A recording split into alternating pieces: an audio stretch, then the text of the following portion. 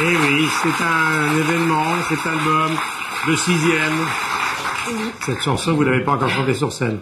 Pas encore. Vous avez envie? Bientôt, à partir du début de l'année, je serai en tournée partout en France et je me languis de retrouver la scène publique. Oui. Vous avez du succès, vous êtes jeune, vous êtes jolie, vous êtes maman.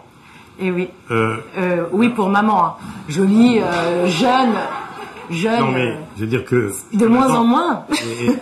Tous les feux sont au vert là dans votre vie, hein? Non? Plus ou moins. Non, mais c'est vrai que là, c'est ce qui s'est passé dernièrement dans ma vie privée. Et ça, c'est extraordinaire. C'est, je pense, un des plus beaux moments de la vie d'une femme. Et c'est vrai que oui, là, c'est au vert. C'est même vert fluo.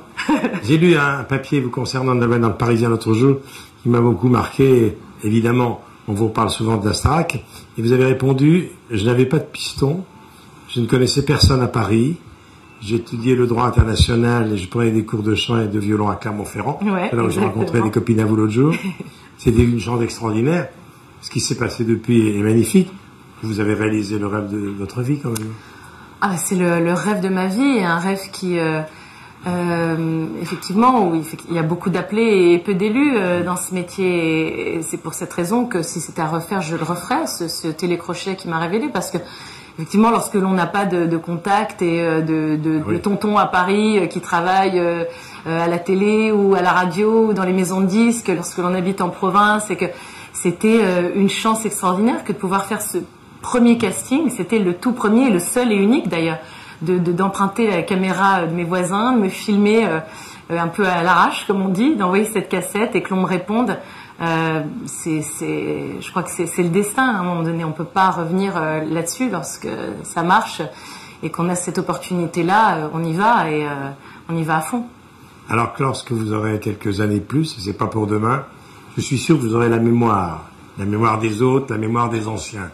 Moi, j'ai tendance à avoir un peu trop de mémoire. Je dis toujours, mais tu sais, t'es sûr que... Et oui, j'ai de la mémoire. Donc, c'est un de mes défauts.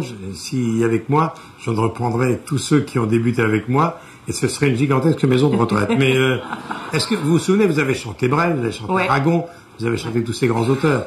Alors, il y a quelqu'un qui a chanté tous ces grands chanteurs-là, qui est Isabelle Aubray, et qui fait ses adieux. C'est son dernier CD, DVD. Il y a toute sa carrière. Et il y a la retransmission de son dernier Olympia l'année dernière.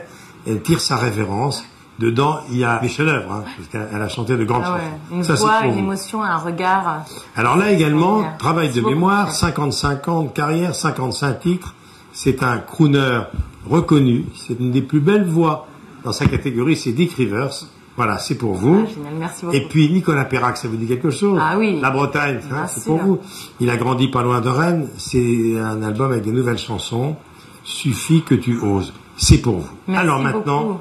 on va parler d'un film impressionnant.